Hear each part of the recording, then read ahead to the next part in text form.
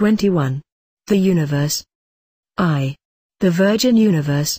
The first and the most obvious characteristic of this card is that it comes at the end of all, and is therefore the complement of the Fool. It is attributed to the letter Tau. The two cards together accordingly spell the word Ath, which means essence. All reality is consequently compromised in the series of which these two letters form the beginning and the end. This beginning was nothing, the end must therefore be also nothing, but nothing in its complete expansion, as previously explained. The number 4, rather than the number 2, was chosen as the basis of this expansion, partly no doubt for convenience, to enlarge the universe of discourse, partly to emphasize the idea of limitation. The letter Tau means the sign of the cross, that is, of extension, and this extension is symbolized as fourfold because of the convenience of constructing the revolving symbol of tetragrammaton. In the case of the number 2, the only issue is the return to the unity or to the negative.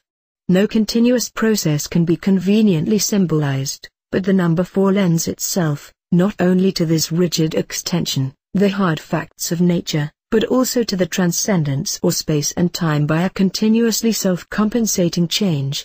The letter Tau is attributed to Saturn, the outermost and slowest of the 7 sacred planets. Because of these dull, heavy qualities, the element of earth was thrust upon the symbol. The original 3 elements, fire, air, water, sufficed for primitive thought. Earth and spirit represent a later accretion. Neither is to be found in the original 22 paths of the XXI. The world of Aasaiya, the material world, does not appear except as a pendant to the tree of life. In the same way, the element of spirit is attributed to the letter Shin, as an additional ornament, somewhat in the same way as Kether is said to be symbolized by the topmost point of the Yod of Tetragrammaton. It is constantly necessary to distinguish between the symbols of philosophical theory and those more elaborate symbols based upon them which are necessary in practical work. Saturn and Earth have certain qualities in common: heaviness, coldness, dryness, immobility, dullness and the like. Yet Saturn appears in Bina in respect of its blackness in the Queen's scale, which is the scale of observed nature, but always, as soon as the end of a process is reached, it returns automatically to the beginning. In chemistry, it is the heaviest elements that are unable in terrestrial conditions to support the strain and stress of their internal structure, consequently, they radiate particles of the most tenuous character and the highest activity. In an essay written in Sofia, Sicily, on the Second Law of Thermodynamics, it was suggested that at the absolute zero of the air thermometer, an element heavier than uranium might exist, of such a nature that it was capable of reconstituting the entire series of elements. It was a chemical interpretation of the equation, 0 equals 2. It becomes then reasonable to argue from analogy that since the end must beget the beginning, the symbolism will follow. Hence, blackness is also attributed to the sun, according to a certain long-hidden tradition. One of the shocks for candidates in the mysteries was the revelation Osiris is a black god. Saturn, therefore, is masculine. He is the old god, the god of fertility, the sun in the south, but equally the great sea, the great mother, and the letter Tau upon the tree of life appears as an emanation from the moon of Yazid, the foundation of the tree and representative of the reproductive process and of the equilibrium between change and stability, or rather their identification. The influence of the path descends upon the earth, Malkuth, the daughter. Here again appears the doctrine of setting the daughter upon the throne of the mother. In the card itself there is consequently a glyph of the completion of the great work in its highest sense, exactly as the Atu of the Fool symbolizes its beginning. The Fool is the negative issuing into manifestation, the universe is that manifestation, its purpose accomplished, ready to return. The 20 cards that lie between these two exhibit the great work and its agents in various stages. The image of the universe in this sense is accordingly that of a maiden, the final letter of Tetragrammaton. In the present card she is represented as a dancing figure.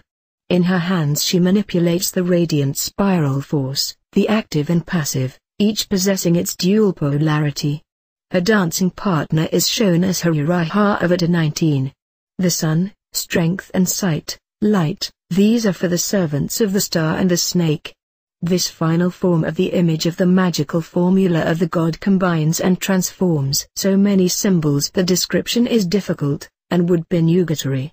The proper method of study of this card indeed of all, but of this especially is long-continued meditation.